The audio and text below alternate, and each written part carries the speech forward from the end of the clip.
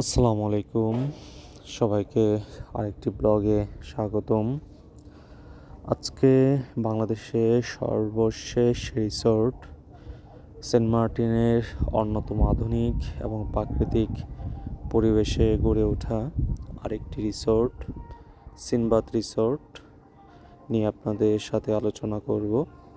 তো সেন্ট মার্টিনের ছেড়াদ্বীপ যাওয়ার হাতের ডান পাশে কিছু দূর এগুলোই দেখতে পারবেন সিনবাদের সাইনবোর্ড।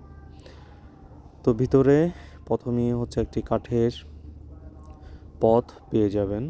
তো সিনবাদ রিসোর্টের ঢোকার জন্য কোনো রেস্ট্রিকশন নেই, তো ঢুকতেই চারপাশে পরিবেশ দেখে খুবই ভালো লাগবে, কারণ সম্পূর্ণই প্রাকৃতিক পরিবেশ।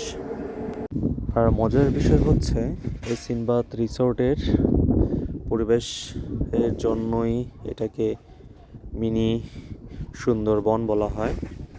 সর্বদক্ষিণে এই রিসোর্টটি হওয়ার কারণে এই রিসোর্ট থেকে ছেড়াদ্বীপ খুবই কাছে, হেঁটে যাওয়া যায়। এই রিসোর্টে কত খরচ লাগবে থাকার জন্য এক রাত, সেটা নিয়ে আমি ভিডিওর একটি অংশে কথা বলবো। তো ভিতরে ঢুকতে এরকম একটি সিনবাদ, পাশাপাশি একটি ফটো তোলার মতো একটি জায়গা পেয়ে যাবেন। আমরা হাতের বাম পাশ দিয়ে যাচ্ছিলাম। তো চারপাশের পরিবেশটা অত্যন্ত প্রাকৃতিক। রিসোর্টের ভিতরে কিছু কিছু জায়গায় আমরা পানি দেখছিলাম। তো এই পানিটা হচ্ছে যখন জোয়ার আসে সমুদ্রের ঢেউয়ের কারণে এখানে কিছুটা নিচু হওয়ার কারণে সে পানিটি এখানে চলে আসে। তো এটা ছিল রিসিপশন। তোর পাশে কিছু রেস্ট্রিকশন ছিল।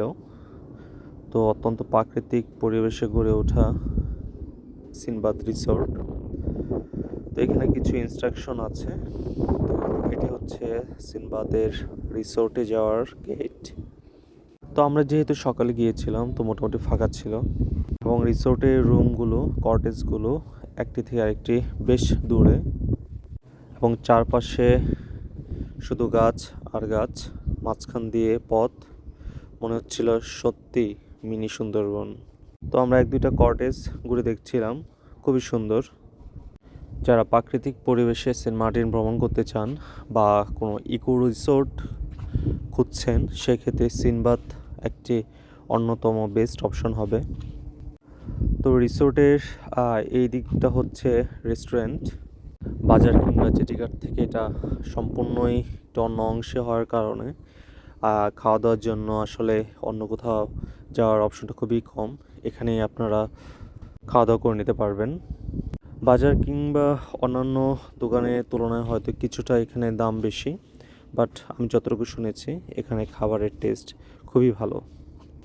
এখানে কটেজ ওয়াইজ 4 থেকে 16,000 টাকার ভিতরে আপনার রুম পেয়ে যাবেন। তো আমরা সিনবাদ রিসোর্ট ঘুরে চলে যাচ্ছিলাম, হঠাৎ করে শুনতে পেলাম এখানে একটি সিক্রেট বিচ আছে। তো সেন্ট মার্টিনের এই সিনবাদ রিসোর্টের থেকে বের হয়ে হাতের ডান পাশে দেখবেন কিছুটা জঙ্গলের মতো। এটি ডান পাশ দিয়ে সামনে কিছু দূর এগুলোই আমরা একটি সি বিচ দেখতে পাচ্ছিলাম, যেটিকে আসলে বলা হয় সিক্রেট বিচ। তো এই অংশে অনেকেই আসে না, কারণ এটি আসলে অনেকেই জানে না। তো আমরা অলমোস্ট 9টার দিকে আসছি। তো আমরা এখানে 9টার দিকে এসে দেখি এখানে কেউ নেই। তো সি বিচে 1-2 জনকে দেখতে পাচ্ছিলাম। কেউ যদি ছেড়াদ্বীপ যেতে না পারেন বা নিষেধাজ্ঞার কারণে যেতে না পারেন, সেক্ষেত্রে যদি এই সিক্রেট বিচে যদি এসে সময় কাটান, আমার মনে হয় আপনাদের ভালো লাগবে।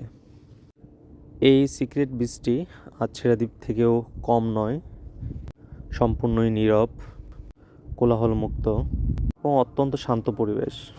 তো এখানে এসে মনে হচ্ছিল যে যদি এখানে আর একটু সময় নিয়ে আসা যেত হয়তো আরও ভালো লাগতো, কারণ আজকে আমাদের বিদায়ের পালা।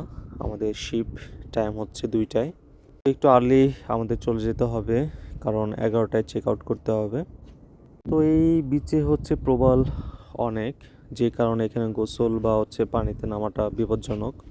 তাই প্রবালে যখন হাঁটাহাঁটি বা চলাফেরা করছিলাম ভয় লাগছিল। ওয়ালগুলো খুবই পিচ্ছিল ছিল এবং অনেক ধারালো।